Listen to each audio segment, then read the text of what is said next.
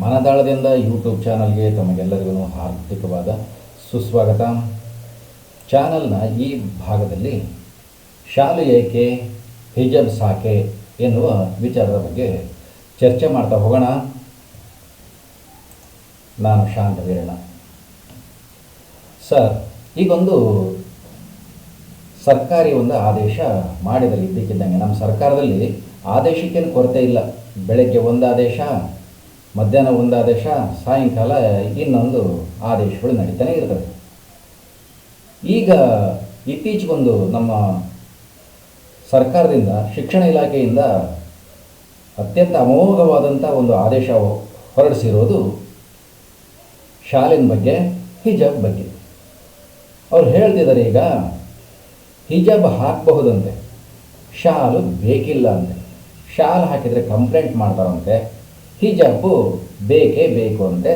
ಅದು ನಾವು ಎಲೆಕ್ಷನ್ಗಿಂತ ಮುಂಚೆ ಹೇಳಿದ್ವಿ, ಅದರ ಋಣ ತೀರಿಸ್ತಾ ಇದ್ದೀವಿ ಅಂತ ಹೇಳ್ತಾರೆ. ಅದರ ಜೊತೆಗೆ ಇನ್ನೇನೇನೋ ಹೇಳ್ತಿದ್ದಾರೆ. ಹಿಜಾಬ್ ಹಾಕ್ಬೋದಂತೆ, ನಕಾಬ್ ಹಾಕ್ಬೋದಂತೆ, ನಿಲುವಂಗಿ ಹಾಕ್ಬೋದಂತೆ, ರುಮಾಲು, ಪೇಟ, ಕುಂಕುಮ, ವಿಭೂತಿ, ಶಿವದಾರ, ಜನಿವಾರ, ಟೋಪಿ ಇಂಥವು ಏನೇನೋ ಹಾಕಬಹುದು. ಆ ಟೋಪಿ ಬಗ್ಗೆ ಏನು ಹೇಳ್ತಾರೋ ಗೊತ್ತಿಲ್ಲ ನನಗೆ. ಯಾವ ಟೈಪ್ ಟೋಪಿ ಹಾಕಬೇಕು, ಯಾವ ಟೈಪ್ ಟೋಪಿ ಹಾಕಬಾರ್ದು ಅಂತ ಹೇಳಿಲ್ಲ. ಅದಕ್ಕೂ ಒಂದು ಸುತ್ತೋಲೆ ಬರ್ಬೋದು, ಏನು ಆಶ್ಚರ್ಯ ಪಡಂಗಿಲ್ಲ. ಸಾಯಿವ್ರೆ, ನಾನು ಈ ಮೂಲಕ ಒಂದು ಹೇಳ್ತಾ ತಮಗೆ ವಿನಂತಿ ಮಾಡ್ಕೊಳ್ತಾ ಇರೋದು ಏನಂದರೆ, ಈಗೊಂದು 40-50 ವರ್ಷಗಳ ಹಿಂದೆ ಈ ತರಹದ ಯಾವುದೇ ನಿಬಂಧನೆ, ರೂಲು, ಕಟ್ಟುಪಾಡುಗಳು ಇರಲಿಲ್ಲ. ಕೇವಲ ಅಲ್ಲಿರೋರು ವಿದ್ಯಾರ್ಥಿಗಳಾಗಿದ್ದರು, ಬೋಧಿಸುವವರು ಶಿಕ್ಷಕರಾಗಿದ್ದರು. ಇವರಿಬ್ಬರ ಮಧ್ಯೆ, ಶಿಕ್ಷಕ ಮತ್ತು ಬಾಲಕ, ಇವರಿಬ್ಬರ ಮಧ್ಯೆ ನಡೆಯುವಂಥ ಇಂಟರಾಕ್ಷನ್ ಏನಿತ್ತು ಅದನ್ನು ಶಿಕ್ಷಣ ಅಂತ ಕರೀತಾ ಇದ್ವಿ. ಅವಾಗ ಸಾಮಾನ್ಯವಾಗಿ ರಾಜಕೀಯ ಇರಲಿಲ್ಲೇನೋ ಅಂತ ಅನಿಸುತ್ತೆ, ಅಥವಾ ನಮಗೆ ಅಷ್ಟೊಂದು ಗೊತ್ತಿಲ್ಲೇನೋ ಅನಿಸುತ್ತೆ, ಅಥವಾ ರಾಜಕೀಯದವ್ರ ತಲೆ ಹಾಕಿರಲಿಲ್ಲೇನೋ ಅನಿಸುತ್ತೆ. ಈಗ ಎಲ್ಲ ಕ್ಷೇತ್ರದಲ್ಲೂ ರಾಜಕೀಯ ಬಂದು ಮುತ್ಕೊಂಡು ಹಾಳು ಮಾಡಿ ಬೆಂಕಿ ಇಡೋದಕ್ಕೆ ಆಗಿದೆ. ನನ್ನ ಒಂದು ಅಪೀಲ್ ಏನು ಅಂದರೆ, ಶಾಲೆ ಅನ್ನೋದು ನಮ್ಮ ದೃಷ್ಟಿಯಲ್ಲಿ, ನಾನು ಒಬ್ಬ ಶಿಕ್ಷಕನಾಗಿ ನಾನು ಕಂಡುಕೊಂಡಿರೋಂಥ ಒಂದು ಸತ್ಯ, ಎಲ್ಲದಕ್ಕಿಂತ ಪರಮ ಶ್ರೇಷ್ಠವಾಗಿರ್ತಕ್ಕಂಥದ್ದು. ದೇವಾಲಯಗಳಿಗಿಂತ ಶ್ರೇಷ್ಠವಾದ್ದು, ಮಸೀದಿಗಳಿಗಿಂತ ಶ್ರೇಷ್ಠವಾದ್ದು, ಚರ್ಚ್ಗಳಿಗಿಂತ, ಬಸದಿಗಳಿಗಿಂತ, ವಿಹಾರಗಳಿಗಿಂತ ಎಲ್ಲದಕ್ಕಿಂತ ಸರ್ವಶ್ರೇಷ್ಠವಾಗಿರ್ತಕ್ಕಂತಹದ್ದು ಶಾಲೆ. ಯಾಕಂದರೆ ಅಜ್ಞಾನವನ್ನು ಹೋಗಲಾಡಿಸೋದಕ್ಕೆ ಇರೋಂಥ ಒಂದೇ ಒಂದು ಮಾರ್ಗ ಅಂದರೆ, ಒಂದೇ ಒಂದು ಸ್ಥಳ ಅಂದರೆ ಅದು ಶಾಲೆ. ಇಲ್ಲಿ ಯಾವುದೇ ಜಾತಿ ಧರ್ಮಕ್ಕೆ ಅವಕಾಶ ಇಲ್ಲ. ಇದು ಜ್ಞಾನದ ಬೆಳಕು. ಸೂರ್ಯ ಇದ್ದ ಹಾಗೆ, ಚಂದ್ರ ಇದ್ದ ಹಾಗೆ, ನಕ್ಷತ್ರಗಳು ಇದ್ದ ಹಾಗೆ ನಮ್ಮ ಮಕ್ಕಳು. ಸೂರ್ಯನಿಗೆ ಯಾವುದಾದ್ರೂ ಕ್ಯಾಸ್ಟ್ ಇದೆಯಾ? ನಕ್ಷತ್ರಕ್ಕೆ ಯಾವುದಾದ್ರೂ ಧರ್ಮ ಇದೆಯಾ? ಹಾಗೆಯೇ ಶಾಲೆಗೆ ಬರೋ ಮಕ್ಕಳಿಗೆ, ಶಾಲೆಗೆ ಒಳಗಡೆ ಪ್ರವೇಶ ಮಾಡೋ ಶಿಕ್ಷಕನಿಗೆ ಯಾವುದೇ ಜಾತಿ ಧರ್ಮ ಇವ್ಯಾವೂ ಇರಲ್ಲ, ಕೂಡ್ದು. ಆತ ಕೇವಲ ಶಿಕ್ಷಕ, ಇವರು ಕೇವಲ ವಿದ್ಯಾರ್ಥಿಗಳು. ಹೀಗೇ ಇದ್ದರೆ ಮಾತ್ರ ಇದನ್ನು ಶಿಕ್ಷಣ ಅಂತ ಕರಿತೀವಿ. ಇಲ್ಲಾಂದ್ರೆ ಅದು ಶಿಕ್ಷಣ ಆಗಲ್ಲ, ಏನೇನೋ ಆಗೋಗುತ್ತೆ. ಒಂದು ಕಾಲದಲ್ಲಿ ಹೇಳ್ತಾ ಇದ್ದು ಅಲ್ವಾ, ಗುರುದೇವೋಭವ ಅಂತನೋ ಅಥವಾ ವಿದ್ಯಾರ್ಥಿ ದೇವೋಭವ ಅಂತನೋ. ಈಗ ಅವೆಲ್ಲ ಕಣ್ಮರೆ ಆಗ್ತಾ ಇದೆ ಅಂತ ಕಾಣಿಸುತ್ತೆ. ಯಾಕಂತಂದರೆ ಶಿಕ್ಷಕರ ಮೇಲೇನೂ ರಾಜಕೀಯ ಪ್ರಭಾವ ಬೀರ್ತಾ ಇದೆ, ವಿದ್ಯಾರ್ಥಿಗಳ ಮೇಲೇನೂ ಪ್ರಭಾವ ಬೀರ್ತಾ ಇದೆ. ನಮಗೆ ಶಾಲೆಯಲ್ಲಿ ಟೆಕ್ಸ್ಟ್ ಬುಕ್ ಏನಿದೆ, ಸರ್ಕಾರ ನಿಗದಿ ಮಾಡಿರ್ತಕ್ಕಂತಹ ಒಂದು ಟೆಕ್ಸ್ಟ್ ಬುಕ್ ಏನಿದೆ, ಅದೇ ನಮಗೆ ಬೈಬಲ್ ಅದೇ, ಭಗವದ್ಗೀತೆ ಅದೇ, ಕುರಾನ್ ಅದೇ, ಅಂಗ ಅದೇ, ತ್ರಿಪಿಟಕ ಅದೇ. ಅದರ ಆಚೆಗೆ ನಮಗೇನು ಇಲ್ಲ. ಅದರ ಆಚೆಗೆ ಶಿಕ್ಷಕರು ಮಾತಾಡಬಾರ್ದು. ಮಾತಾಡಬೇಕು ಅಂತ ಏನಾದರೂ ಇದ್ದರೆ ಹೊರಗೆ ಬರಲಿ, ರಾಜೀನಾಮೆ ಕೊಟ್ಟು ಹೊರಗೆ ಬಂದು ಮಾತಾಡಬಹುದು. ಅಷ್ಟಕ್ಕೆ ನಾವು ಸೀಮಿತ ಆಗಬೇಕು ಅಂತ ಅನಿಸುತ್ತೆ. ಟೆಕ್ಸ್ಟ್ ಬುಕ್ ಬಿಟ್ಕೊಂಡ್ರೆ ನಮಗೆ ಆಚೆ ಈಚೆ ಏನೂ ಇಲ್ಲ. ಅದರ ಆಚೆಗೂ ಜೀವನ ಇದೆ ಅಂತ ಹೇಳ್ತಾರೆ, ಅದನ್ನು ನಾವು ಕಲಿಸ್ಬೇಕು ಅಂತ. ಅದರ ಆಚೆಗೆ ಜೀವನ ಇದೆಯಲ್ಲ, ಶಾಲೆ ಆಚೆಗಿರೋರು ಅದನ್ನು ಕಲಿಸ್ಕೊಳ್ತಾರೆ. ಶಾಲೆಯ ಶಿಕ್ಷಕರಿಗೆ ಅದು ಬೇಡ. ಒಂದು ಕಾಲದಲ್ಲಿ ಬ್ರಿಟಿಷ್ ಪೀರಿಯಡಲ್ಲಿ ಹೇಳ್ತಾ ಇದ್ರು ಅದನ್ನು, ಧಾರ್ಮಿಕ ಶಿಕ್ಷಣ ವಿದ್ಯಾರ್ಥಿಗಳನ್ನು ಅಥವಾ ಸಮಾಜವನ್ನು ಕಗ್ಗತ್ತಲಲ್ಲಿ ನೂಕುತ್ತೆ ಅಂತ ರಾಜಾರಾಮ ಮೋಹನ ರಾಯ ಅನ್ನೋರು ಪ್ರತಿಪಾದಿಸ್ತಾ ಇದ್ರು.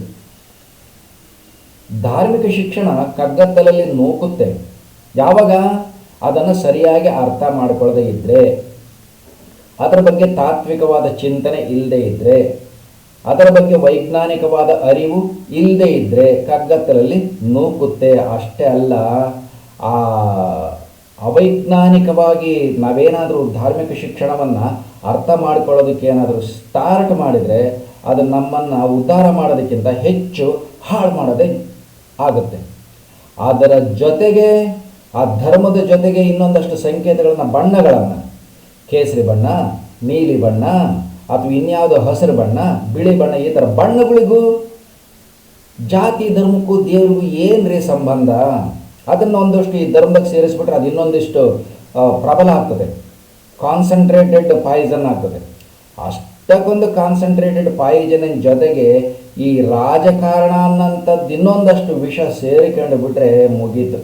ಅದು ಕಾಳಿಂಗ ಸರ್ಪದ ವಿಷಕ್ಕಿಂತನೂ ಸ್ಟ್ರಾಂಗ್ ಆಗುತ್ತೆ. ಅದೇ strongest poison of the world ಅಂತ ಅಂದ್ಕೋಬೇಕು. ಆ ವಿಷ ಕುಡಿದ್ರೆ ಎಂದಿಗೂ ಬದುಕೋದಕ್ಕೆ ಸಾಧ್ಯ ಆಗಲ್ಲ. ಈ ವಿಷ ನಮ್ಮ ಶಾಲೆಗೆ ಯಾಕೆ ಹಾಕ್ತೀರಾ? ಹಾಕಬೇಡಿ ಸ್ವಾಮಿ. ಮಕ್ಕಳನ್ನು ಓದೋದಕ್ಕೆ ಬಿಡಿ. ಎಲ್ಲರೊಳಗೊಂದಾಗು ಮಂಕುತಿಮ್ಮ ಅನ್ನೋಂಥದ್ದು ಏನಿದೆ, ಮಕ್ಕಳು ಮಕ್ಕಳಾಗೆ ಬೆಳೀಲಿ. ಅವರು ಹಿಂದೂ ಆಗಿ ಬೆಳೆಯೋದು ಬೇಡ, ಮುಸ್ಲಿಮ್ ಆಗಿ ಬೆಳೆಯೋದು ಬೇಡ, ಕ್ರೈಸ್ತ ಆಗಿ ಬೆಳೆಯೋದು ಬೇಡ, ಬೌದ್ಧ ಆಗಿ ಬೆಳೆಯೋದು ಬೇಡ. ವಿದ್ಯಾರ್ಥಿಯಾಗಿ ಬೆಳೀಲಿ, ಶಿಕ್ಷಕ ಆಗಿ ಬೆಳೀಲಿ. ಶಿಕ್ಷಕ ತನ್ನಲ್ಲಿರ್ತಕ್ಕಂಥ ಮನಸ್ಸಿನಾಗಿರ್ತಕ್ಕಂಥ ಯಾವ್ಯಾವುದೋ ಧರ್ಮದ ಭಾರವನ್ನು ಹೊತ್ತುಕೊಂಡು ಬಂದು ಶಾಲೆಯಲ್ಲಿ ನಿಂತ್ಕೊಂಡ್ರೆ ಆತ ಎಂದಿಗೂ ಶಿಕ್ಷಕ ಆಗಲ್ಲ. ಯಾಕಂದರೆ ಒಳಗೊಂದಿರುತ್ತೆ, ಹೊರಗೆ ನಾವು ಹೇಳ್ಬೇಕಂದ್ರೆ ಅದು ಆಗಲ್ಲ. ಒಳಗಿಂದ ಹೊರಗೆ ಬಂದುಬಿಡುತ್ತೆ. ಯಾವುದೇ ಧರ್ಮಾತೀತವಾದಂತಹ ವ್ಯಕ್ತಿ ಆಗಬೇಕು ಶಿಕ್ಷಕ ಆಗೋನು. ಯಾವ ಧರ್ಮಕ್ಕೂ ಸೀಮಿತ ಆಗಬಾರ್ದು, ಯಾವ ಜಾತಿಗೂ ಸೀಮಿತ ಆಗಬಾರ್ದು, ಯಾವ ಭಾಷೆಗೂ ಸೀಮಿತ ಆಗಬಾರ್ದು. ಕೇವಲ ಏನು ಶಾಲೆಯಲ್ಲಿ ಇರತಕ್ಕಂತಹ ರೂಲ್ ಏನಿದೆ, ನಿಬಂಧನೆಗಳು ಏನಿದೆ, ಟೆಕ್ಸ್ಟ್ ಬುಕ್ ಏನಿದೆ, ಅದಕ್ಕೆ ಮಾತ್ರ ರಿಸರ್ವ್ ಆಗಬೇಕಾಗಿರುತ್ತೆ ಅಂತ ಅನ್ನೋದು ನನ್ನ ಅಭಿಪ್ರಾಯ ಇದರಲ್ಲಿ. ಈಗ ನಾನೊಂದು ಮನವಿ ಮಾಡ್ಕೊಳ್ತಾ ಇದ್ದೀನಿ. ಏನಪ್ಪ ಅಂದರೆ, ಪೋಷಕರಲ್ಲಿ ಕೂಡ ಪೋಷಕರು ಇದ್ರ ಬಗ್ಗೆ ಹೆಚ್ಚು ಜಾಗೃತರಾಗಬೇಕು. ನಮ್ಮ ಮಕ್ಕಳು ವಿದ್ಯಾರ್ಥಿಗಳಾಗಿ ಬೆಳಿಬೇಕು ಅನ್ನೋಂಥದ್ದು ಮೊದಲು ಪೋಷಕರಿಗೆ ಬರಬೇಕು. ಈ ನಮ್ಮ ರಾಜಕಾರಣ ಏನು ಮಾಡುತ್ತೆ, ವೋಟರ್ಸನ್ನು ನೋಡಿ ಯಾವ ರೀತಿ ಅವರನ್ನು ಬಲೆಗೆ ಹಾಕ್ಕೋಬೇಕು ಅಂತಲೇ ಯೋಚನೆ ಮಾಡ್ತಿರ್ತಾರೆ ಯಾವಾಗಲೂ. ಏನಾದರೂ ಮಾಡಿ ಬಲೆಗೆ ಹಾಕ್ಕೋಬೇಕಪ್ಪ, ಯಾವುದಾದ್ರೂ ಒಂದು ಹಚ್ಚಬೇಕು ಬೆಂಕಿ ಅಂತ. ಈಗ ಆ ಧರ್ಮದ ಬೆಂಕಿ ಹಚ್ಕೊಂಡು, ಹಿಜಾಬ್ ಅನ್ನೋದ್ರ ಬೆಂಕಿ ಹಚ್ಕೊಂಡು, ಬುರ್ಖಾ ನಕಾಬ್ ಅನ್ನೋದ್ರ ಬೆಂಕಿ ಹಚ್ಕೊಂಡು, ಜನಿವಾರ, ಶಿವದಾರ, ರುಮಾಲು, ಪೇಟ, ಕೇಸರಿ ಶಾಲು ಇಂಥವನ್ನೆಲ್ಲ ಹಿಡ್ಕೊಂಡು ಬಿಟ್ಟು, ಯಾಕಂದರೆ ಏನಾದರೂ ಮಾಡಿ ಕಲಕಬೇಕಲ್ಲ, ಸಮಾಜದ ಒಳಿತನ್ನು ಹಾಳು ಮಾಡಬೇಕಲ್ಲ, ಅದನ್ನು ಕೆಡಿಸ್ಬೇಕಲ್ಲ. ಕೆಡಿಸಿದ್ರೆ ತಾನೇ ಅದಕ್ಕೆ ರಾಜಕೀಯ ಬೇಳೆ ಬೇಯೋದು. ಪೋಷಕರು ದಯಮಾಡಿ ಇದಕ್ಕೆ ಬಲಿಯಾಗಬೇಡಿ. ಬಲಿಯಾದರೆ ನಾವೊಂದೇ ಕೆಡಲ್ಲ, ನಮ್ಮ ಮಕ್ಕಳು ಕೆಡ್ತಾರೆ, ಮುಂದಿನ ಸಮಾಜನೂ ಹಾಳಾಗುತ್ತೆ. ಒಂದು ನಾವು ನೆನಪಿಟ್ಕೋಬೇಕು, ಧರ್ಮ ಶಾಂತಿಗಾಗಿ, ಅಶಾಂತಿಗಾಗಿ ಅಲ್ಲ. ಇವೇನೇನೋ ಸೇರ್ಕೊಂಡ್ಬಿಟ್ರೆ ಅದನ್ನು ಅವೈಜ್ಞಾನಿಕವಾಗಿ ಅರ್ಥ ಮಾಡ್ಕೊಂಡ್ರೆ, ಅರ್ಥ ಇಲ್ಲದ ರೀತಿಯಲ್ಲಿ ಅರ್ಥ ಮಾಡಿಕೊಂಡ್ರೆ ಅದು ನಮ್ಮನ್ನು ಸುಡುವಂತಹ ಒಂದು ಬೆಂಕಿ ಆಗುತ್ತೆ. ರಾಜಕೀಯದಲ್ಲಿ ಅದಕ್ಕೆ ಬೆಂಕಿ ಹಚ್ಚಿಬಿಡ್ತಾರೆ. ಅದೊಂದು ಚೆನ್ನಾಗಿ ಪೆಟ್ರೋಲ್ ಹಾಕಿ ಸ್ಟಾಕ್ ಇದ್ದಂಗೆ ಇರುತ್ತೆ, ರಾಜಕೀಯದ ಕಡ್ಡಿಕೆ ಅದಕ್ಕೆ ಇಟ್ಟುಬಿಡ್ತಾರೆ. ಆ ಬೆಂಕಿ ಎಷ್ಟು ದಗ ದಗ ದಗ ದಗ ಅಂತ ಜನಗಳ ಮಧ್ಯೆ ಉರಿಯುತ್ತೆ ಅಂದರೆ, ಏನು ಹೇಳ್ತಾರೆ, ನರಕದಲ್ಲಿ ವೈತರಣಿ ಅನ್ನುವಂಥ ನದಿ ಇದೆಯಂತೆ. ಅದು ಬೆಂಕಿಯ ನದಿ, ಬರೀ ಬೆಂಕಿಯ ಜ್ವಾಲೆ, ನದಿನೇ ಹರಿದು ಹೋಗುತ್ತೆ. ಒಂದು ಗಂಗಾ ನದಿಯಷ್ಟೋ, ಯಮನಾ ನದಿಯಷ್ಟೋ ಅಂತ ಅಂದ್ಕೊಂಡ್ರೆ ಅಷ್ಟು ದೊಡ್ಡ ನದಿ ಬರೀ ಬೆಂಕಿ ನದಿ ಆದರೆ ಹೇಗಿರ್ಬೋದು? ಪಾಪ ಮಾಡಿದ್ರನ್ನೆಲ್ಲ ಅದಕ್ಕೆ ತಗೊಂಡೋಗಿ ಹಾಕ್ತಾರಂತೆ ನರಕದಲ್ಲಿ. ನೋಡಿ ಬಂದಿರೋರು ಯಾರೂ ಇಲ್ಲ, ಬರೀ ಎಲ್ಲ ಹೇಳ್ಕೊಳ್ಳೋದೆ ಅದು ಸ್ವರ್ಗ, ಇದು ನರಕ ಅಂತ. ಅದು ಏನೇ ಇರಲಿ, ಸ್ವರ್ಗ ನರಕ ಇದೆಯೋ ಇಲ್ವೋ ಅದು ನಮಗೆ ಬೇಕಿಲ್ಲದ ವಿಷಯ. ಆದರೆ ನಾವಿರೋ ಜಾಗವನ್ನು ಸ್ವರ್ಗ ಮಾಡ್ಕೋಬೇಕು, ಅದು ನಮ್ಮ ಉದ್ದೇಶ. ಅದನ್ನು ಮಾಡಬೇಕಾಗಿರತಕ್ಕಂತಹ ಕರ್ತವ್ಯ ಶಾಲೆದು, ಮಾಡಿಸ್ಬೇಕಾಗಿರೋಂತಹ ಕರ್ತವ್ಯ ಸರ್ಕಾರದ್ದು. ಮತ್ತು ಇದನ್ನು ಸೂಕ್ಷ್ಮವಾಗಿ ಗಮನಿಸಿ ಅನುಸರಿಸಬೇಕಾದಂತಹ ಬಲವಾದ ಜವಾಬ್ದಾರಿ, ಕರ್ತವ್ಯ ಪೋಷಕರ ಹೆಗಲ ಮೇಲಿದೆ. ಅರ್ಥ ಮಾಡ್ಕೊಳ್ಳಿ. ಅವರಿಗೆ ಹಿಜಾಬಿಗೆ ಪರ್ಮಿಷನ್ ಕೊಟ್ಟಿದ್ರಿ, ನಮಗೆ ರೂಮಾಲಿಗೆ ಪರ್ಮಿಷನ್ ಕೊಡಿ. ಅವ್ರಿಗೆ ಬುರ್ಕಾಗೆ ಪರ್ಮಿಷನ್ ಕೊಟ್ಟಿದ್ರಿ, ನಮಗೆ ಪೇಟಾಗೆ ಪರ್ಮಿಷನ್ ಕೊಡಿ. ಇವನ್ನೆಲ್ಲ ಒಂದಕ್ಕೊಂದು ಪೈಪೋಟಿ ಮಾಡಿದರೆ ವಿದ್ಯಾರ್ಥಿ ಭವಿಷ್ಯ ಏನಾಗಬೇಕು? ಆ ಧರ್ಮ ಒಂದು ಕಡೆ ಇರಲಿ, ಮನೆ ಬಿಟ್ಟು ಆಚೆಗೆ ಬರಬಾರ್ದು. ಆ ಧರ್ಮ ಸಮಾಜಕ್ಕೂ ಬರಬಾರ್ದು. ಶಾಲೆಗೆ ಅದರ ಪ್ರವೇಶ ಸಂಪೂರ್ಣವಾಗಿ ನಿರ್ಬಂಧಿಸಿಬಿಡಬೇಕು. ಅಷ್ಟೇ ಇರಬೇಕು ಶಾಲೆಯಲ್ಲಿ. ವಿದ್ಯಾರ್ಥಿ ವಿದ್ಯಾರ್ಥಿಗೆ ಸಂಬಂಧಪಟ್ಟಂಥ ಪಠ್ಯಪುಸ್ತಕ, ನೋಟ್ಸು, ಶಿಕ್ಷಕನಿಗೆ ಬೇಕಾಗಿರೋಂತಹ ಪರಿಕರಗಳು. ಆ ಶಿಕ್ಷಕ ವಿದ್ಯಾರ್ಥಿ ಯಾರು ಯಾವ ಜಾತಿ ಧರ್ಮಕ್ಕೆ ಸೀಮಿತವಾಗಿ ಇರಬಾರ್ದು, ಇದ್ದರೆ ಹಾಳಾಗುತ್ತೆ. ವಿಶಾಲವಾದ ಮನೋಭಾವನೆ ಇರಬೇಕು. ಇದರಲ್ಲಿ ಖಂಡಿತ ರಾಜಕೀಯ ಬೇಡ ಅಂತನ್ನೋದು ನನ್ನ ಮನವಿ. ಇವರ ಬಲೆಗೆ ಈ ರಾಜಕೀಯ ಚಿಂತನೆ ಏನಿದೆ, ತಾತ್ವಿಕ ಚಿಂತನೆ ಅಲ್ಲ ಇದು, ರಾಜಕೀಯ ಚಿಂತನೆ.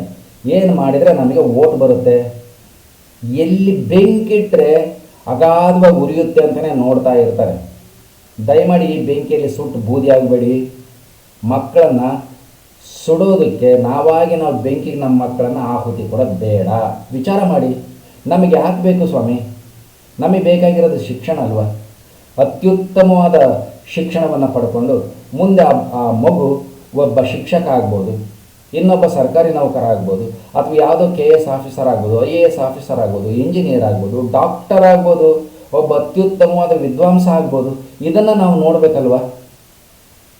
ಇದನ್ನು ಬಿಟ್ಕೊಂಡು ನಾವು ಈಗಲೇ ಅವರು ಧರ್ಮ ಅನ್ನೋಂಥದ್ದನ್ನು ಕೆಟ್ಟ ರೀತಿಯಲ್ಲಿ ಧರ್ಮದ ಬೋಧನೆಯನ್ನು, ವಿಷಯವನ್ನು ಕೆಟ್ಟದಾಗಿ ಬೋಧಿಸಿದ್ರೆ ಅದು ವಿಷ ಆಗುತ್ತೆ. ಅತಿ ಹೆಚ್ಚು ಬೆಲ್ಲ ತಿಂದರೂ ಅದು ವಿಷ ಆಗುತ್ತೆ ಅಂತ ಹೇಳ್ತಾರಲ್ಲ, ಹೆಚ್ಚು ಸಕ್ಕರೆಯನ್ನು ಸ್ವೀಟೇ ಕರೆಕ್ಟು, ಆದರೆ ತಿಂದರೆ ಸಕ್ಕರೆ ಕಾಯಿಲೆ ಆಗುತ್ತಲ್ಲ, ಹಾಗೆಯೇ ಧರ್ಮ ಕೂಡ ಅದರ ನಶೆಗೆ ನಾವು ಒಳಗಾಗಬಾರ್ದು. ಅದನ್ನು ಅನುಸರಿಸಬೇಕು. ಪಾಯ್ಸನ್ ಇದ್ದ ಹಾಗೆ ಅದನ್ನು ಹೊಲದಾಗಿರೋ ಕ್ರಿಮಿಕೀಟಗಳು ಹೊಡಿಬೇಕು, ಸಾಯ್ತವೆ, ಅದನ್ನು ನಮಗೆ ಹೊಡ್ಕೋಬಾರ್ದು. ಧರ್ಮ ಅನ್ನೋದು ಅಷ್ಟೇ ಸೂಕ್ಷ್ಮ. 2 ಅಲಗಿನ ಮೇಲೆ ನಡೆದಂತೆ, ಈ ಕಡೆಗೆ ತಿರುಗಿದ್ರು ಕಟ್ ಮಾಡುತ್ತೆ, ಈ ಕಡೆಗೆ ತಿರುಗಿಸಿದ್ರು ಕಟ್ ಮಾಡುತ್ತೆ. ನಾವು ತುಂಬ ಹುಷಾರಾಗಿರಬೇಕು. ಆಚರಣೆ ಇರಲಿ, ನಮ್ಮ ಮನೆಗಳಲ್ಲಿ ಆಚರಣೆ ಇರಲಿ, ಶಾಲೆಗಳಲ್ಲಿ ಈ ಥರ ವಿಚಿತ್ರವಾದ ಆರ್ಡರ್ಗಳು ನಿಜವಾಗೂ ದುರಂತ. ಮಾಡಬಾರ್ದಾಗಿತ್ತು, ಮಾಡ್ತಿದ್ದಾರೆ. ಇನ್ನು ಮುಂದೆ ಇದನ್ನು ಯಾವ ಹಂತಕ್ಕೆ ತಗೊಂಡು ಹೋಗ್ತಾರೋ ದೇವರೇ ಅಂತ ಅನ್ನಿಸ್ತದೆ. ಇದ್ರ ಬಲೆಗೆ ಬೀಳಬೇಡಿ ವಿದ್ಯಾರ್ಥಿಗಳೇ ಎಚ್ಚರ ಅಂತ, ಪೋಷಕರೇ ಎಚ್ಚರ. Aware of the religious matters, aware of the political stunts, strategies and plans. ರಾಜಕೀಯ ತಂತ್ರಗಳಿಂದ, ಕುತಂತ್ರಗಳಿಂದ ಇದರಿಂದ ಬಚಾವಾಗಬೇಕು ಅಂದರೆ ನಮ್ಮದೇ ಆಗಿರೋ ಚಿಂತನೆ ಬೇಕು, ನಮ್ಮದೇ ಆಗಿರೋ ಯೋಚನೆ ಬೇಕು. ಇತ್ತೀಚೆಗಂತೂ ಎಜುಕೇಷನ್ ತುಂಬ ದುಬಾರಿ ಆಗ್ತಾ ಇದೆ, ಒಂದು ಕಡೆಯಿಂದ ಹಾಳಾಗ್ತಾ ಇದೆ. ಸರ್ಕಾರಿ ಶಾಲೆಗಳನ್ನು ಮುಚ್ತಾ ಇದ್ದೀವಿ. ಯಾಕಂದರೆ ಇದಕ್ಕೆಲ್ಲ ಬಲೆ ಬೀಸೋದು ಸರ್ಕಾರಿ ಶಾಲೆ ಮಕ್ಕಳ ಮೇಲೆ ಒಂದು ತಿಳ್ಕೊಳ್ಳಿ. ಯಾಕಂದರೆ ಪ್ರೈವೇಟ್ ಶಾಲೆಯಲ್ಲಿ ಇವ್ಯಾವೂ ಇಲ್ಲ. ಅವ್ರು ಏನೋ ಒಂದು ಅವ್ರದೇ ಆಗಿರೋಂಥ ಒಂದು ರೀತಿ ಉಪಯೋಗಿಸ್ಕೊಂಡ್ಬಿಟ್ಟು ನಾಜೂಕಾಗಿ ನಡ್ಕೊಂಡು ಹೋಗ್ಬಿಡ್ತಾರೆ. ಇದಕ್ಕೆಲ್ಲ ಬಲಿ ಬೀಳೋದು ನಮ್ಮ ಸರ್ಕಾರಿ ಶಾಲೆ ಮಕ್ಕಳು, ಸರ್ಕಾರಿ ಶಾಲೆಗೆ ಮಕ್ಕಳನ್ನು ಕಳುಹಿಸುವಂತಹ ಪೇರೆಂಟ್ಸ್. ಏನಾಗುತ್ತೆ, ಈಗಲೇ ನಾಶ ಆಗೋಗಿದೆಯಲ್ವ ಸರ್ಕಾರಿ ಶಾಲೆ, ಆವಾಗ ಸಂಪೂರ್ಣ ನಾಶ ಆಗ್ತದೆ. ನಾನು ಹಿಂದೂ, ನಾನು ಮುಸ್ಲಿಂ, ನಾನು ಕ್ರೈಸ್ತ, ನಾನು ಪೇಟ್ ಹಾಕ್ಕೊಂಬರ್ತೀನಿ, ನಾನು ರುಮಾಲ್ ಹಾಕ್ಕೊಂಬರ್ತೀನಿ, ನಾನು ಹಿಜಾಬ್ ಹಾಕ್ಕೊಂಬರ್ತೀನಿ, ನಾನು ಸೀರೆ ಉಟ್ಕೊಂಬರ್ತೀನಿ ಅಂತೇಳಿ ಒಬ್ರಿಗೊಬ್ರಿಗೆ ಕಿತ್ತಾಡಿ ನಾಶ ಆಗಂಥ ಕಾಲ ದೂರ ಇಲ್ಲ. ಅರ್ಥ ಮಾಡ್ಕೊಳ್ಳೋದೇ ಇದ್ದರೆ ಇದು ಬೇಡ. ರಾಜಕೀಯ ಚಿಂತನೆಗಳಿಂದ ದೂರ ಇರಲಿ. ವಿದ್ಯಾರ್ಥಿಗಳಾಗೋದಕ್ಕೆ ಬಿಡಿ. ಅವ್ರನ್ನ ಯಾಕೆ ಧರ್ಮಕ್ಕೆ ಕೇಳಿತೀರಾ? ಆಮೇಲೆ ಎಂದೋ ಒಂದು ದಿವಸ ಧರ್ಮ ಅರ್ಥ ಮಾಡಿಕೊಳ್ತಾರೆ. ಧರ್ಮವನ್ನು ವೈಜ್ಞಾನಿಕವಾಗಿ ಅರ್ಥ ಮಾಡ್ಕೋಬೇಕು. ಯಾವುದೇ ಧರ್ಮ ಹಿಂಸೆಯನ್ನು ಪ್ರಚೋದಿಸಿದರೆ ಖಂಡಿತವಾಗೂ ಅದು ಧರ್ಮ ಅಂತ ಅನಿಸಲ್ಲ. ಕರೆಕ್ಷನ್ ಮಾಡ್ಬೇಕಷ್ಟೇ. ಅವಾಗೇನೋ ಒಂದು ಬರೆದಿರ್ತಾರೆ, ಯಾವುದೋ ಕಾಲಕ್ಕೆ ಏನೋ ಒಂದು ಬರೆದಿದ್ರೆ ಅದನ್ನು ಎಲ್ಲ ಕಾಲಕ್ಕೂ ಅನುಸರಿಸ್ಬೇಕಂತ ಏನಿಲ್ಲ. ಅದನ್ನು ಕರೆಕ್ಷನ್ ಮಾಡ್ಕೊಳ್ಳೋಣ ಇವಾಗಿನ ಕಾಲಕ್ಕೆ ತಕ್ಕಂತೆ. ಯಾವ ಕಾಲದಾಗ ಅನಾಸಿನ ಗುಳಿಗೆ ನುಂಗಿದ್ರೆ ತಲೆನೋವು ಹೋಗ್ತಾ ಇತ್ತು, ಈಗಲೂ ಹೋಗುತ್ತಾ? ಆಸ್ಪತ್ರೆಗೆ ಸೇರಿರಿ ಅಂತಾರೆ ಕೆಲವು ಸಲ ತಲೆನೋವಿಗೆ ಅಲ್ವಾ? ಹಾಗೆಯೇ ಇವತ್ತು ಕೂಡ ಧರ್ಮನ ಶಾಲೆ ತರೋದು ಬೇಡ, ಖಂಡಿತವಾಗೂ ಬೇಡ. ಉದ್ಧಾರ ಆಗಲ್ಲ, ಹಾಳಾಗುತ್ತೆ. ಮಕ್ಕಳು ಹಾಳಾದರೆ ಒಂದು ಜನ್ರೇಷನ್ನೇ ಹಾಳಾಗುತ್ತೆ. ಆ ಜನರೇಷನ್ನನ್ನು ಸೆಟ್ರೈಟ್ ಮಾಡಿಕೊಳ್ಳೋದು ಅಷ್ಟು ಸುಲಭ ಅಲ್ಲ. ಮತ್ತು ಅವ್ರ ಮಕ್ಕಳು, ಅವ್ರ ಮೊಮ್ಮಕ್ಕಳು, ಅವ್ರ ಮರಿ ಮಕ್ಕಳುವರೆಗೆಲ್ಲ ಅದು ತಲೆತಲಾಂತರದಿಂದ ಹೋಗುತ್ತೆ. ಮನೆಯಲ್ಲಿ ನಮಗೆ ಬೇಕಾಗಿರೋಂಥ ಇಷ್ಟದ ದೇವರನ್ನು ನೆನೆಸೋಣ.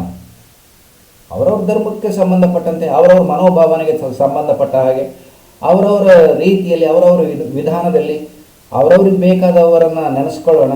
ಅವರವ್ರಿಗೆ ಬೇಕಾದ ರೀತಿಯಲ್ಲಿ ಧ್ಯಾನನೋ, ಪೂಜನೋ, ಪ್ರೇಯರೋ ಏನೇನೋ ಹೇಳ್ತೀವಲ್ಲ ಅದನ್ನೆಲ್ಲ ಮಾಡ್ಕೊಳ್ಳೋಣ. ಇದು ಶಾಲೆಯಲ್ಲಿ ಬೇಡ, ಹೊರಗಡೆ ಬೇಡ. ಅದಕ್ಕಾಗಿಯೇ ಪವಿತ್ರವಾದ ಸ್ಥಳಗಳಿದಾವಲ್ಲ, ಅಲ್ಲಿ ಅದೆಲ್ಲ ನಡೀಲಿ. ಅವೆಲ್ಲದಕ್ಕಿಂತ ಶ್ರೇಷ್ಠವಾದ್ದು ನಮ್ಮ ಶಾಲೆ. ಅಂದರೆ ಇಲ್ಲಿ ಧರ್ಮ ಇಲ್ಲ, ಒಂಥರ ಸ್ವರ್ಗ ಇದ್ದ ಹಾಗೆ ಅಂದ್ಕೊಳ್ಳಿ. ಸ್ವರ್ಗದಲ್ಲಿ ಏನು ಕ್ಯಾಸ್ಟ್ ಇಲ್ಲಲ್ಲ, ಹಾಗೆ ಇಲ್ಲಿ ನಮ್ಮ ಮಕ್ಕಳೆಲ್ಲ ದೇವತೆಗಳು. ಸೂರ್ಯ, ಚಂದ್ರ, ನಕ್ಷತ್ರಗಳಿಗೆ ಹೇಗೆ ಯಾವುದೇ ಜಾತಿ ಧರ್ಮ ಇಲ್ಲೋ ಹಾಗೆ ನಮ್ಮ ಮಕ್ಕಳು ಹಾಗೆ ಬೆಳಿಬೇಕು. ಇಲ್ಲ, ಆ ಸಮಾಜ ಹಾಳಾಗುತ್ತೆ. ಸಮಾಜ ಹಾಳಾದರೆ ದೇಶ ಹಾಳಾಗುತ್ತೆ. ಯಾವಾಗ ದೇಶ ಹಾಳಾಗುತ್ತೆ, ಒಬ್ರಿಗೊಬ್ರು ಜಗಳ, ಒಡೆದಾಟ, ಯುದ್ಧ, ಕದನ ಇವೆಲ್ಲ ಶುರುವಾಗಿ ನಮ್ಮನ್ನು ನಾವೇ ನಾಶ ಮಾಡಿಕೊಳ್ತೀವಿ. ದಯಮಾಡಿ ಇಂಥ ಆದೇಶಗಳನ್ನು ಹೊರಡಿಸಬೇಡಿ. ಆದೇಶಗಳನ್ನು ನಾವು ಹೊರಡಿಸಿದರೆ ಪೋಷಕರು ಎಚ್ಚರವಾಗಿರಬೇಕು. ಇತ್ತೀಚೆಗೆ ಪೋಷಕರು ಭಾಳ ಎಚ್ಚರವಾಗಿರಬೇಕು. ಯಾಕಂದರೆ ಯಾವ ಕಡೆಯಿಂದ ನಮ್ಮನ್ನು ಬಲೆಗೆ ಬೀಳಿಸ್ಕೊಳ್ತಾರೋ ಗೊತ್ತಿಲ್ಲ. ಒಂದು ಎರಡರಲ್ಲಿ ಮೂರು ಧರ್ಮದಲ್ಲೂ ಚೆನ್ನಾಗಿದೆ. ಹಿಂದೂ ಧರ್ಮದಲ್ಲೂ ದೇವರು ದೆವ್ವ ಇದೆ, ಕ್ರಿಶ್ಚಿಯಾನಿಟಿಯಲ್ಲೂ ಗಾಡು ಸ್ಯಾಟಾನ್ ಅಂತ ಇದೆ, ಇಸ್ಲಾಮಲ್ಲೂ ಅದೇ ಇದೆ. ಒಂದು ಕಡೆ ಅಲ್ಲಾಹ ಅಂತ ಒಂದು ದೇವರಿದ್ದರೆ ಈ ಕಡೆಗೆ ಶೈತಾನ್ ಅಂತ ಇರ್ತಾರೆ. ಈ ಶೈತಾನ್ ಯಾವಾಗಲೂ ಸಮಾಜವನ್ನು ಕೆಡಿಸ್ತಾನೇ ಇರ್ತಾರೆ. ಇಂಥ ಒಂದು ಶಕ್ತಿಗಳು ಸಮಾಜದಲ್ಲಿ ಇರ್ತವೆ ಅಂತ. ಇದು ಶೈತಾನ, ಇದು ಗಾಢ, ಎರಡನ್ನು ನಿರ್ಧಾರ ಮಾಡ್ಕೋಬೇಕು. ಶೈತಾನ ಆದರೆ ಕೈ ಬಿಡಬೇಕು. ಇದು ದೇವರು ಅನ್ನೋಂತಹ ಒಂದು ಭಾವನೆ ಬಂದರೆ ಖಂಡಿತ ನಾವು ಅದನ್ನು ಅವಲಂಬಿಸಬೇಕು. ಇಂಥ ಆದೇಶಗಳಿಗೆ ಬೆಲೆ ಕೊಡಬೇಡಿ. ನಮ್ಮ ವಿದ್ಯಾರ್ಥಿಗಳನ್ನು ನಮ್ಮ ಕೈಯಾರೆ ಬೆಂಕಿಗೆ ಆಹುತಿ ಮಾಡೋದು ಬೇಡ ಅನ್ನೋದು ನನ್ನ ಬಹಳ ಗಂಭೀರವಾದ ಮನವಿ. ಯಾಕಂದರೆ ಒಂದು ಸಮಾಜ, ನಾವು ಶಾಲೆಯಲ್ಲಿ ನೋಡ್ತೀವಲ್ಲ, ಶಾಲೆಯಲ್ಲಿ ವಿದ್ಯಾರ್ಥಿಗಳ ಜೊತೆಗೆ ಇದ್ದಾರಲ್ವ, ಅವರಲ್ಲಿ ಈಗೊಂದು 6-7-8 ವರ್ಷಕ್ಕೆ ಅಂದ್ಕೊಂಡ್ರೆ ಒಂದು 5-6 ವರ್ಷದ ಹಿಂದೆ ಅಂತ ಅಂದ್ಕೋಬೋದೇನೋ, ಆವಾಗ ಈ ಭಾವನೆ ಇರಲಿಲ್ಲ. ಎಲ್ಲ ವಿದ್ಯಾರ್ಥಿಗಳ ಥರನೇ ಇದ್ದರು. ಇತ್ತೀಚೆಗೆ ಬರ್ತಾ ಯಾಕೋ ಜಾಸ್ತಿ ಆಗಿಬಿಡ್ತು. ಈಗ ಒಂದು 3-4 ವರ್ಷದಿಂದ ಇದು ಅತಿಯಾಗಿ ಹೋಗ್ಬಿಡ್ತು. ಅದು ಸಾಮಾನ್ಯವಾಗಿ ಶಾಲೆ ನಡೀತಾ ಇರಬೇಕಾದ್ರೆ ಆ ಡ್ರೆಸ್ ಕೋಡ್ಗೆ ಒಂದು ರೀತಿ ಅಂತೆ, ಎಕ್ಸಾಮ್ ಬರೀತಿರ್ಬೇಕಾದ್ರೆ ಇನ್ನೊಂದು ರೂಲ್ ಅಂತ, ಇನ್ನೊಂದು ಪ್ರೊಸೀಜರು, ಇನ್ನೊಂದು ಅದಕ್ಕೆ ಕಾನೂನು. ಏನು ವಿಚಿತ್ರ. ಯೂನಿಫಾರ್ಮ್ ಅಂತ ಮಾಡ್ತೀವಿ ಶಾಲೆಯಲ್ಲಿ. ಯಾತಕ್ಕೆ? ಎಲ್ಲ ಮಕ್ಕಳು ಒಂದೇ ರೀತಿಯಲ್ಲಿ ಕಾಣಲಿ, ಯಾವುದೇ ಒಂದು ಧಾರ್ಮಿಕ ಸಂಕೇತ ಬೇಡ. ಸಿಂಪಲ್ ಆಗಿರೋಂಥ ಧಾರ್ಮಿಕ ಸಂಕೇತಗಳಿರಲಿ, ಅದನ್ನು ವೈಭವೀಕರಿಸ್ತಕ್ಕಂಥವು, ಏನು ಗ್ಲೋರಿಫೈ ಮಾಡೋಂಥವು ಬೇಡ, ಎದ್ದು ಕಾಣಿಸೋಂಥವು ಬೇಡ. ಒಂದು ಸರಳವಾದ ವೇಷಭೂಷಣ ಇರಲಿ. ಯಾವುದೋ ಒಂದು ಯೂನಿಫಾರ್ಮ್, ಯಾವುದಾದ್ರೂ ಸರಿ, ಅದು ಒಂದು ಯೂನಿಫಾರ್ಮ್ ಎಲ್ಲರೂ ಹಾಕ್ಕೊಂಡ್ರೆ ತುಂಬ ಚೆನ್ನಾಗಿರುತ್ತೆ, ತುಂಬ ಡೀಸೆಂಟಾಗಿರುತ್ತೆ. ಮಕ್ಕಳೆಲ್ಲ ಒಂದೇ ಅಂತ ಗೊತ್ತಾಗ್ತದೆ. ನಾವೆಲ್ಲ ಓದಬೇಕಾದ್ರೆ ನಮ್ಮನ್ನು ಯಾರು ಮುಸ್ಲಿಂ ಹುಡುಗರು ಇದ್ದರು, ಹಿಂದೂ ಹುಡುಗರು ಇದ್ದರು, ಹುಡುಗಿಯರು ಇದ್ದರು, ಯಾರಂತ ಗೊತ್ತೇ ಆಗ್ತಿರ್ಲಿಲ್ಲ. ಆಮೇಲೆ ಆ ಭಾವನೆನೇ ಇರಲಿಲ್ಲ, ಕಲ್ಪನೆನೇ ಇರಲಿಲ್ಲ. ಈಗ ಪ್ರಾರಂಭ ಬಂದ ತಕ್ಷಣ ಹಿಂದೂನ ಮುಸ್ಲಿಮ, ಆ ಹಿಂದೂ ಆದರೆ ಅದ್ರಾಗ ಯಾವ್ಯಾವ ಪಂಗಡ, ಇವೆಲ್ಲ ಯಾಕೆ ಬೇಕು? ಅದಕ್ಕೊಂದು ಡ್ರೆಸ್ಸು. ಇನ್ನು ವಿಚಿತ್ರ ಅಂದರೆ ಈ ಡ್ರೆಸ್ ಬಗ್ಗೆ ಆರ್ಡ್ರ್ ಮಾಡೋದಕ್ಕಿಂತ ಕಟಿಂಗ್ ಬಗ್ಗೆ ಆರ್ಡ್ರ್ ಮಾಡ್ಬೋದಾಗಿತ್ತು. ನಮ್ಮ ಹುಡುಗರು ಇತ್ತೀಚೆಗೆ ಕಟಿಂಗ್ ಮಾಡಿಸ್ಕೊಂಡು ಬರೋರು ಇದ್ದಾರೆ ಅಂದರೆ ಧಾರಾವಾಹಿ ಸಿನಿಮಾದ ಪ್ರಭಾವದಿಂದ ಅಬ್ಬಾ ಆ ಕಟಿಂಗ್ ನೋಡಿಬಿಟ್ರೆ ದೇವರೇ, ಒಬ್ಬನ ಕಟಿಂಗ್ ಹಿಂಗೆ ಬೆಂಕಿ ಉಡ್ದಂಗೆ ದಗ ದಗ ದಗ ದಗ ದಗ ದಗ ಉರಿತಿರ್ತದೆ, ಇನ್ನೊಬ್ಬನ ಕಟಿಂಗ್ ಇಷ್ಟು ಅಗಲ ಆಗಿರುತ್ತೆ. ವಿಚಿತ್ರ ಅನಿಸುತ್ತೆ. ಆ ವಯಸ್ಸು ಪಾಪ ಗೊತ್ತಿಲ್ಲದಿರೋ ವಯಸ್ಸು, ಅದನ್ನು ಸರಿದಾರಿಗೆ ತರಬೇಕಾಗಿರೋದು ನಮ್ಮ ಕರ್ತವ್ಯ, ಪೋಷಕರ ಕರ್ತವ್ಯ, ಶಿಕ್ಷಕರ ಕರ್ತವ್ಯ. ಪ್ರಯತ್ನ ಪಡಬೇಕು. ಒಂದು ಕಡೆಯಿಂದ ಸಮಾಜವನ್ನು ಕೆಡಿಸ್ತಾ ಇದ್ದಾವೆ ಅಂತ ಹೇಳಿದ್ರಲ್ಲಿ ಯಾರೋ ಒಬ್ಬರು ಧಾರಾವಾಹಿಗಳು. ಹಾಗೆಯೇ ಒಳ್ಳೆಯ ವಿಷಯ ಇರ್ಬೋದು, ಸಿನಿಮಾದಲ್ಲೂ ಒಳ್ಳೆಯ ವಿಷಯ ಇರುತ್ತೆ, ಧಾರಾವಾಹಿಗಳಲ್ಲೂ ಒಳ್ಳೆಯ ವಿಷಯ ಇರುತ್ತೆ. ಆದರೆ ಕೆಟ್ಟದ್ದಕ್ಕೆ ಅಟ್ರಾಕ್ಷನ್ ಜಾಸ್ತಿ. ಹಾಗಾಗಿ ಕೆಟ್ಟದ್ದನ್ನೇ ವಿದ್ಯಾರ್ಥಿಗಳು ಹಿಡ್ಕೊಳ್ಳೋದಕ್ಕೆ ಪ್ರಯತ್ನ ಪಡ್ತಾರೆ. ಒಳ್ಳೆಯ ವಿದ್ಯಾರ್ಥಿಗಳು, ಇದರಿಂದ ಬಚಾವಾಗಂಥ ವಿದ್ಯಾರ್ಥಿಗಳು ತುಂಬ ಜಾಣತನದಿಂದ ಇದ್ಯಾವ ಗೋಜಿಗೂ ಹೋಗೋದಿಲ್ಲ. ಅವ್ರ ಪಾಡಿಗೆ ಅವ್ರು ಓದ್ಕೊಂಡು ಸುಮ್ಮನೆ ಹೋಗಿ ಮುಂದೆ ಸಮಾಜದ ಒಂದು ದೊಡ್ಡ ಉನ್ನತ ಹುದ್ದೆಯನ್ನು ಅಲಂಕರಿಸಿಬಿಡ್ತಾರೆ. ವೀಕ್ ಮೈಂಡೆಡ್, ಗೊತ್ತಾಗುತ್ತೆ ಯಾರಿಗೆ ನಮ್ಮ ವಿಷ ಅಂಟುತ್ತೆ ಅಂತ, ದೆವ್ವ ಯಾರಿಗೆ ಹಿಡಿಯುತ್ತೆ ಅಂತ ಗೊತ್ತಾಗಲ್ವಾ? ಹಾಗೆ ಯಾರಿಗೆ ನಮ್ಮ ಈ ವಿಷದ ದೆವ್ವ, ರಾಜಕಾರಣದ ದೆವ್ವ ಹಿಡಿಸ್ಬಿಟ್ಟು ನಮ್ಮನ್ನು ಕೇವಲ ವೋಟರ್ಸ್ ಮಾಡ್ಕೊಳ್ತಾರೆ, ಓಟ್ ಹಾಕಿಸ್ಕೊಳ್ತಾರೆ, ಅವರು ರಾಜ್ಯಭಾರ ಮಾಡ್ತಾರೆ, ನಾವು ಹಾಳಾಗ್ತೀವಿ ಅನ್ನೋದು ನಮ್ಮ ಮನಸ್ಸಲ್ಲಿ ಇದ್ದರೆ ಭಾಳ ಚೆನ್ನಾಗೆ. ಹಾಗಾಗಿ ಇಂಥವು ಯಾವುದಕ್ಕೂ ಹಿಜಾಬ್ಗೆ ಆಗಲಿ, ಬುರ್ಕಾಗೆ ಆಗಲಿ, ನಕಾಬ್ಗೆ ಆಗಲಿ, ನಿಲುವಂಗಿಗೆ ಆಗಲಿ, ರುಮಾಲಿಗೆ ಆಗಲಿ, ಪೇಟಕ್ಕೆ ಆಗಲಿ, ಶಿವದಾರ, ಜನಿವಾರ, ಲಿಂಗ ಯಾತ್ರವಾದರೂ ಇರಲಿ, ವಿಭೂತಿ, ಕುಂಕುಮ, ಗಂಧ, ನಾಮ ಏನಾದರೂ ಇರಲಿ, ಅತಿಯಾಗಿ ಇದಕ್ಕೆ ಬಲಿಯಾಗಬೇಡಿ ಅಂತ ನಾನು ವಿದ್ಯಾರ್ಥಿಗಳಲ್ಲಿ ಕಳಕಳಿಯ ಮನವಿಯನ್ನು ಮಾಡಿಕೊಳ್ತೀನಿ. ಅದೇ ರೀತಿ ಪೋಷಕರಲ್ಲಿ ಕೂಡ ಕೈ ಮುಗಿದು ವಿನಂತಿ ಮಾಡಿಕೊಳ್ಳೋದು, ನಿಮ್ಮ ಮಕ್ಕಳನ್ನು ರಕ್ಷಣೆ ಮಾಡಿಕೊಳ್ಳುವಂತಹ ಜವಾಬ್ದಾರಿ ನಿಮ್ಮದು. ಆ ಒಂದು ಧರ್ಮದ ಹೆಸರಿನಲ್ಲಿ ನಡೆಸ್ತಕ್ಕಂಥ ಬೆಂಕಿಯಲ್ಲಿ ನಿಮ್ಮ ಮಕ್ಕಳನ್ನು ಹಾಕ್ತಿರೋ, ಅದರಿಂದ ಹೊರಗೆ ಕರ್ಕೊಂಡು ಬಂದು ಸಮಾಜದ ಅತ್ಯುನ್ನತವಾದ ಒಬ್ಬ ನಾಗರಿಕನನ್ನಾಗಿ, ಸಾಮಾಜಿಕ ಶಕ್ತಿಯನ್ನಾಗಿ ರೂಪಿಸ್ತಿರೋ, ನಿಮಗೆ ಬಿಟ್ಟ ವಿಷಯ. ಆದರೆ ಆ ಒಂದು ಮಗು ಹಾಳಾಗೋದಕ್ಕೆ ಬಿಡಬೇಡಿ. ಶಿಕ್ಷಕರಾಗಲಿ ಅಥವಾ ಪೇರೆಂಟ್ಸ್ ಆಗಲಿ, ಪೋಷಕರಾಗಲಿ ದಯಮಾಡಿ ಬಿಡಬೇಡಿ. ರಾಜಕೀಯ ಬೇಕಾದ ಮಾಡ್ಕೊಳ್ಳಿ, ಅವ್ರಿಗೆ ಬೇಕಾದು ಮಾಡ್ಕೊಳ್ತಾರೆ, ನಮಗೆ ಪೋಷಕರಿಗೆ ಬೇಡ, ಶಿಕ್ಷಕರಿಗೆ ಬೇಡವೇ ಬೇಡ. ಈ ಇಬ್ಬರು ಶಿಕ್ಷಕರು ಮತ್ತು ಪೋಷಕರು ಸೇರಿದರೆ ಮಾತ್ರ ವಿದ್ಯಾರ್ಥಿಗಳನ್ನು ಉಳಿಸೋದಕ್ಕೆ ಸಾಧ್ಯ. ಈ ಒಂದು ಅನಿಷ್ಟ ಭಾವನೆಗಳಿಗೆ ನಾವು ಬಲಿಯಾಗ್ತಿದ್ವಿ. ಇದರಿಂದ ಮಕ್ಕಳನ್ನು ಉಳಿಸಿ ಕಾಪಾಡಿ ಸಾಮಾಜಿಕ ವಸ್ತುವನ್ನಾಗಿ ಮಕ್ಕಳನ್ನು ರೂಪಿಸಿ ಬೆಳೆಸೋದಕ್ಕೆ ಪೋಷಕರು ಶಿಕ್ಷಕರು ಸಹಕರಿಸಿ ಅಂತ ಹೇಳಿ ನನ್ನ ಮನದಾಳದ ಮನವಿಯನ್ನು ಮಾಡಿಕೊಂಡು ನನ್ನ ಮಾತು ಮುಗಿಸ್ಬೇಕು ಅಂತ ಅಂದ್ಕೊಂಡಿದ್ದೀನಿ. ಎಲ್ಲರಿಗೂ ನಮಸ್ತೆ.